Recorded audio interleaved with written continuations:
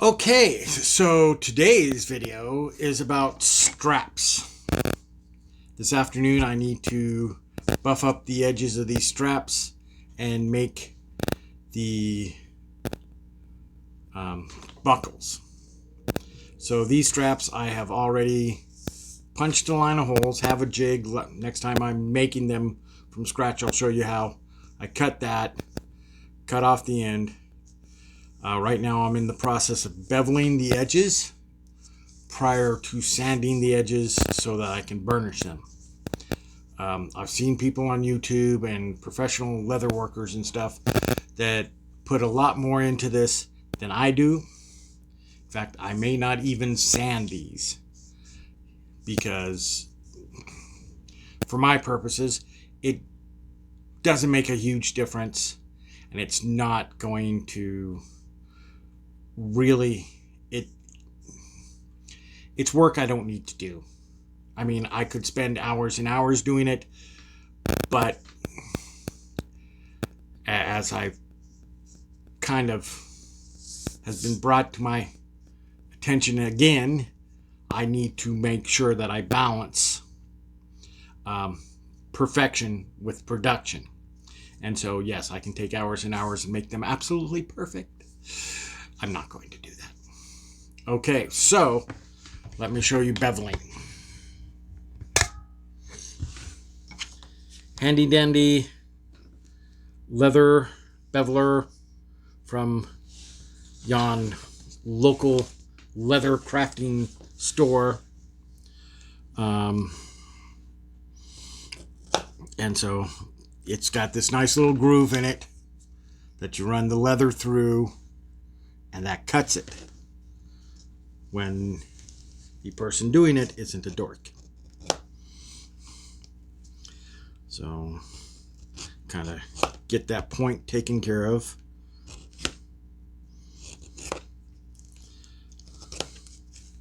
And then run it down the side.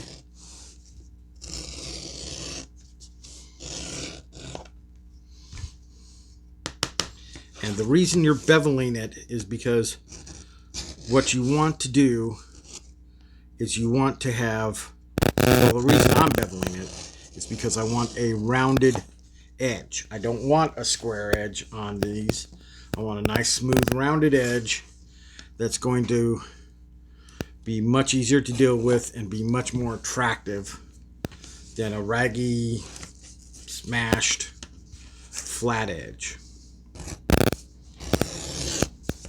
So I just kind of cut them down,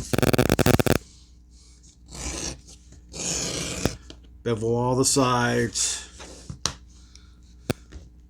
front and back. These straps for a kilt are one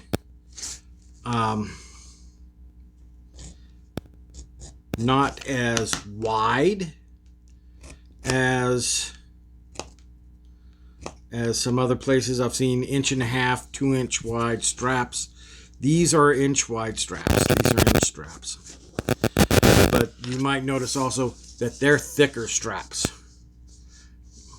They're full thickness, and so that's going to hold the strain from even gentlemen of a, well, as my personal hero, Robert McDonald Bespoke Kilt Maker, says, of generous proportions, which is a lot nicer than what I generally say, which is, you know, guys that are growing sideways instead of up anymore. Let's see. Now the top ones you want to have definitely be nice and smooth and be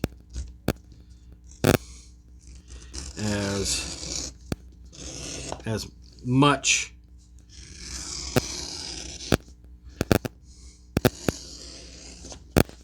a nice smooth transition as much as you possibly can. And so that is what I'm doing. It's just kind of cleaning it up, giving it a nice smooth transition at least on top here. And to wit, I'm going to run down the sides like this.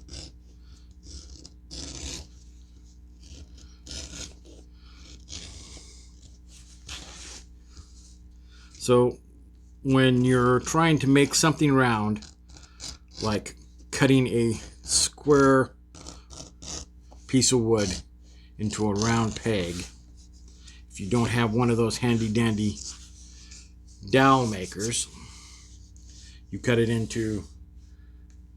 off the corners, and then you cut off the corners, and then you cut off the corners until you get almost round, and then you sand it. So burnishing is going to be quite a bit like that. Is that I'm going to cut off the corners and cut off the corners and cut off the corners until I've almost cut a nearly round section to begin with.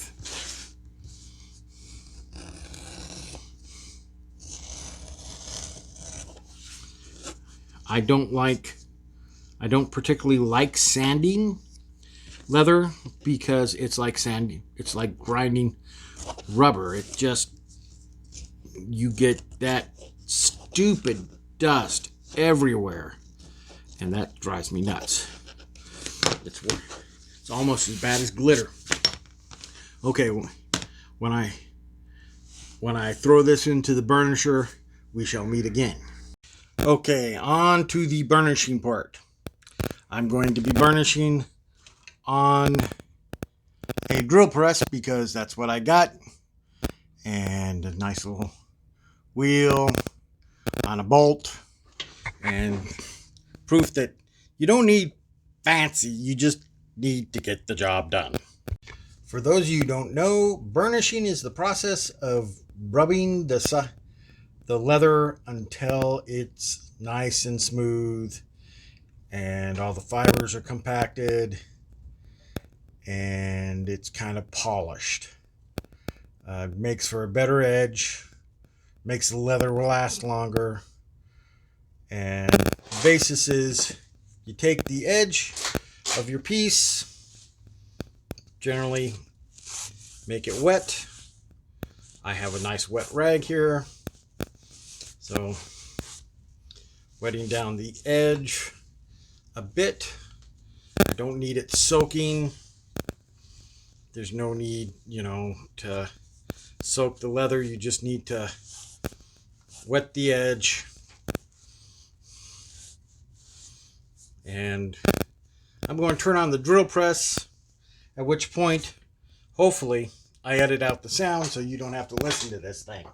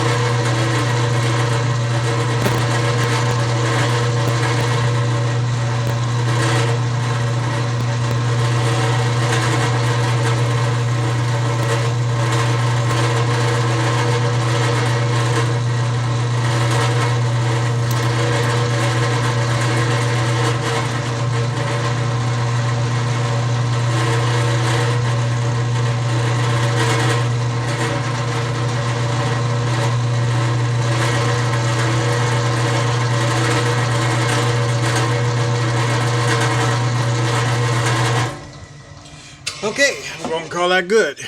And from the rough edge that I had from cutting it to this nice rounded over polished edge,